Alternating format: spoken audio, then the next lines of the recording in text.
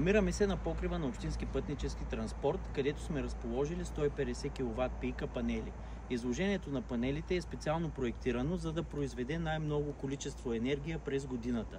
Имаме източни, западни и южни наклони, които допринасят за производство от рано сутринта до късно вечерта, а също така и южното разположение допринася до по-голямо производство през зимата. Сега ще ви запозная с някои от детайлите по изграждането на централата. Електрическата скара сме я поставили на бетонни блокчета, за да може да има по-добро оттичане и съответно тя да бъде закрепена стабилно към покрива, а не да бъде просто поставена и в един момент изместена от силни ветрове или силни дъждове. Мълниезащитата, която сме изградили и заземяването на централата, е направена на бетонови блокчета, също с цел да не продупчваме покрива и той да не бъде компрометиран. Конструкцията, която сме подбрали, е също с затежняване. Това означава, че не се компрометира покрива и той не се пробива, за да бъдат закрепени панелите или самата конструкция. Това, което сме използвали, са бетонови блокчета, които са специално проектирани и оразмерени спрямо мястото, където се намира обекта и спрямо ветровите и снеговите натоварвания да издържи. Това означава, че конструктор е изчислил точното затежняване, което е необходимо за този тип конструкция, за да не литне при по-силен вятър. Панелите са разположени изток-запад, както ви обясних преди малко, за да направят по-добро производство от рано сутрин до късно вечер. Другата конструкция, която сме използвали, това е конструкция за ламаринен покрив.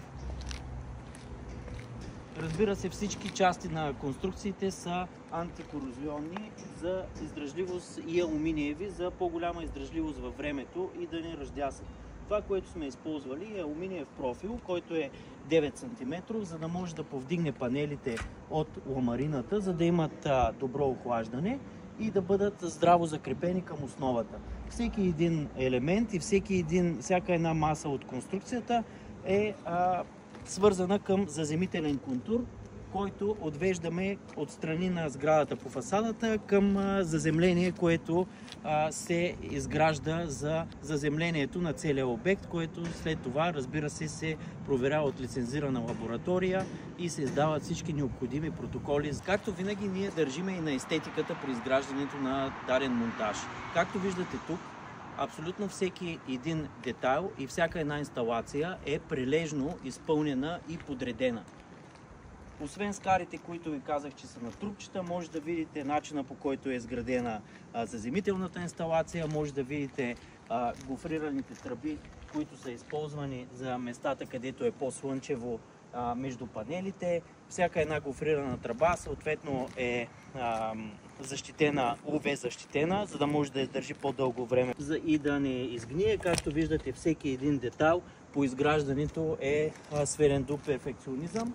Ето тук мога да ви покажа мястото, където ще слеземе по сградата и ще отидем към таблата, които са DC таблата, които ви показах преди малко. Колегите са подготвили DC кабелите, които съответно ще сложат в отделни гофрирани тръби и ще подведат до самите табла за защита от пренатоварване и попадане на мълния в конструкцията.